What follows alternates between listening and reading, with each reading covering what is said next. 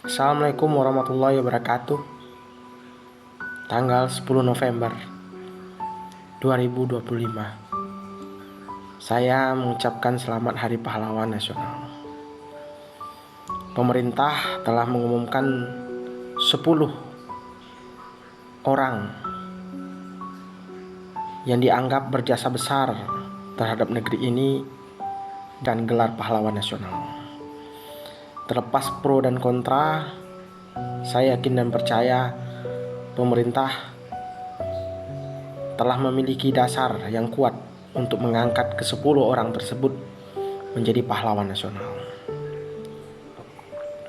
Teman-teman sekalian,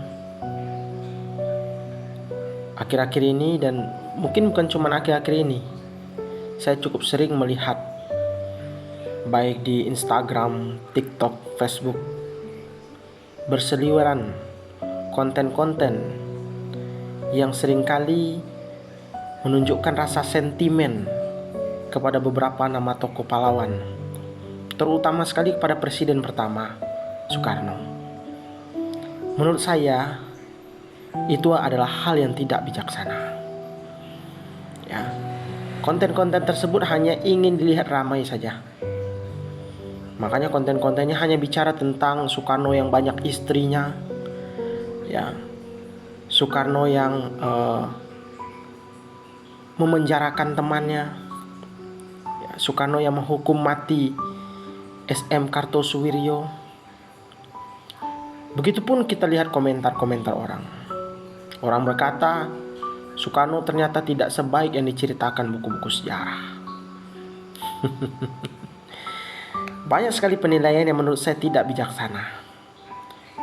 Ya, konten-konten tersebut bahkan sampai menutup bagaimana peran besar Bung Karno dalam memerdekakan negeri ini, dan ini sangat miris sekali. Saya yakin kebanyakan yang komentarnya hanya bernada sentimen, tidak pernah membaca ya biografi Bung Karno, tidak pernah membaca riwayat perjuangan Bung Karno, sehingga yang dilihat hanya yang jelek-jeleknya saja. Setidaknya bacalah minimal buku yang ini. Ya, minimal. Ya, saya saja nggak puas hanya dengan satu buku ini. Kalau bisa ditambah lagi dengan buku-buku yang lain. Ya, untuk betul-betul mengetahui bagaimana jejak perjuangan Bung Karno, bagaimana pemikiran beliau, bagaimana sepak terjangnya di dalam memperjuangkan kemerdekaan. Kalau nggak ada Bung Karno, mungkin sampai hari ini kita akan melihat di restoran-restoran, ya, yang katakanlah kalau Belanda masih ada hingga hari ini dan masih menjalankan penjajahan di negeri kita, ya, kita akan lihat tulisan-tulisan yang sangat menyakitkan. Holland and Inlander verboden, anjing dan pribumi dilarang masuk.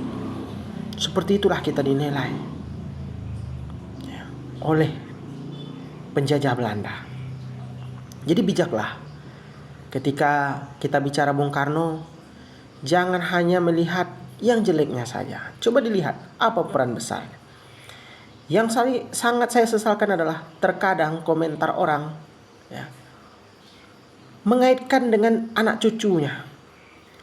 Nggak suka sama anak cucunya yang disalah-salahkan Bung Karno. Padahal Bung Karno sudah lama meninggal. Bung Karno meninggal di tahun 1970. Sudah puluhan tahun yang lalu. Tapi ketika anak cucunya berbuat salah dalam pemahaman dan pengamatan orang sekarang, orang menyalahkan Bung Karno, ya. Sebegitukah bencinya dengan Bung Karno? Lagi-lagi itu menunjukkan ketidakbijaksanaan kita. Seharusnya tidak begitu kita di dalam memahami seorang Bung Karno.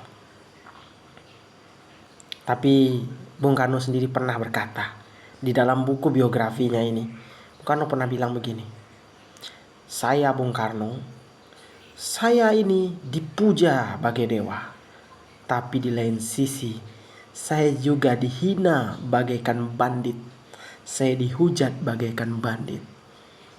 Itu yang pernah Bung Karno katakan, menunjukkan bahwa Bung Karno memang hanyalah seorang manusia biasa juga. Bung Karno bukanlah nabi, sehingga mungkin wajar apabila hari ini banyak orang yang memandang Bung Karno dengan sentimen. Coba kalau yang dipandang sentimen adalah Nabi, bisa demo seluruh Indonesia, ya kan? Nah, bukan berarti saya menyamakan, karena memang tidak sama. Bung Karno adalah manusia, tapi tetaplah kita hargai perjuangan beliau. Selamat Hari Pahlawan.